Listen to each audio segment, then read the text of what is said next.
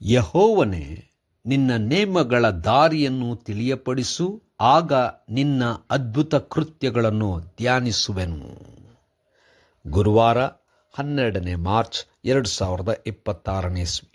ಈ ದಿನದ ವಾಕ್ಯ ಧ್ಯಾನಕ್ಕಾಗಿ ನಾನು ಆರಿಸಿಕೊಂಡಂಥ ವೇದ ಭಾಗವು ಅಪೊಸ್ತಲರ ಕೃತ್ಯಗಳು 16ನೇ ಅಧ್ಯಾಯದ 31ನೇ ವಚನ. ಅವರು ಕರ್ತನಾದ ಯೇಸುವಿನ ಮೇಲೆ ನಂಬಿಕೆ ಇಡು, ಆಗ ನೀನು ರಕ್ಷಣೆ ಹೊಂದುವಿ, ನಿನ್ನ ಮನೆಯವರೂ ರಕ್ಷಣೆ ಹೊಂದುವರು ಎಂದು ಹೇಳಿ ಅವನಿಗೆ ಅವನ ಮನೆಯಲ್ಲಿದ್ದವರಿಗೂ ದೇವರ ವಾಕ್ಯವನ್ನು ತಿಳಿಸಿದರು ಎಂಬುವಂಥದ್ದೇ. ಕರ್ತನಲ್ಲಿ ಪ್ರೀತಿಯುಳ್ಳ ದೇವ ಜನರೇ, ಶುಭೋದಯ. ದೇವರು ನಮ್ಮ ಸಂಗಡ ಇದ್ದು ನಮ್ಮನ್ನು ಪ್ರೇರೇಪಿಸಿ, ನಮ್ಮನ್ನು ಮಾತ್ರವಲ್ಲದೆ ನಮ್ಮ ಮನೆಯವರನ್ನೇ ತನ್ನವರಾಗಬೇಕೆಂಬುದಾಗಿ ಆಹ್ವಾನಿಸುವಂಥವನಾಗಿದ್ದಾನೆ. ದೇವರ ನಾಮಕ್ಕೆ ಸ್ತೋತ್ರವಾಗಲಿ. ಕರ್ತನಲ್ಲಿ ಪ್ರೇರೆ ಈ ವಾಕ್ಯ ಧ್ಯಾನ ಮಾಡೋಣ. ಈ ದಿನದ ವಾಕ್ಯ ಧ್ಯಾನದ ಶೀರ್ಷಿಕೆ ಮನೆಯವರನ್ನು ಆಹ್ವಾನಿಸುವುದು. ಕರ್ತನಲ್ಲಿ ಪ್ರಿಯರೇ, ಪೌಲ ಸೀಲರು ಸೇವೆಯಲ್ಲಿರುವಾಗ, ಅಂದರೆ ವಾಕ್ಯ ಸಾರುವಾಗ, ಇವರ ವಾಕ್ಯ ಸಾರುವಿಕೆಯಿಂದ ಅನೇಕರು ಕ್ರಿಸ್ತನ ಕಡೆಗೆ ತಿರುಗಿಕೊಳ್ಳುವಂಥದ್ದನ್ನು ನೋಡಿ ಇವರನ್ನು ಸೆರೆಮನೆಗೆ ಹಾಕಿಸಿದರು. ಸೆರೆಮನೆಯಲ್ಲಿ ಪೌಲ ಸೀಲರು ಪ್ರಾರ್ಥನೆ ಮಾಡುತ್ತಾ, ಸಂಗೀತ ಕೀರ್ತನೆಗಳನ್ನು ಹಾಡುತ್ತಾ ದೇವರ ನಾಮಕ್ಕೆ ಸ್ತೋತ್ರ ಸಲ್ಲಿಸುತ್ತಿದ್ದರು.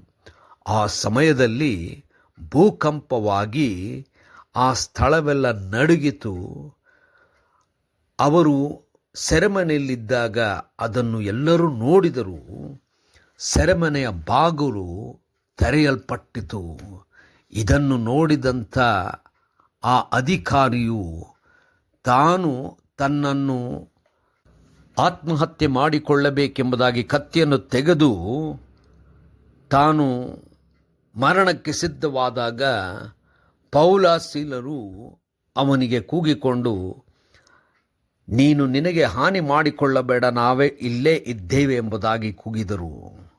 ಇದನ್ನು ಕೇಳಿಸಿಕೊಂಡಂಥ ಅಧಿಕಾರಿಯು ಅವರ ಮುಂದೆ ಬಂದು, ನಾನು ರಕ್ಷಣೆ ಹೊಂದಬೇಕಾದರೆ ಏನು ಮಾಡಬೇಕೆಂಬುದಾಗಿ ಕೇಳಿದನು. ದೇವರು ಮಾಡಿದಂಥ ಅದ್ಭುತ, ದೇವರು ತನ್ನ ಜನರನ್ನು ರಕ್ಷಿಸಲಿಕ್ಕೆ ಮಾಡಿದಂಥ ಈ ಕಾರ್ಯವನ್ನು ನೋಡಿದಂಥವನು ದೇವರಲ್ಲಿ ನಂಬಿಕೆ ಇಟ್ಟನು. ಅದಕ್ಕೆ ಪೌಲ ಸೀಲರು ಹೇಳಿದ್ದು, ನೀನು ಯೇಸು ಕ್ರಿಸ್ತನನ್ನು ನಂಬು, ನಿನ್ನ ಮನೆಯವರು ಸಹ ನಂಬಬೇಕೆಂಬುದಾಗಿ ಹೇಳಿದರು.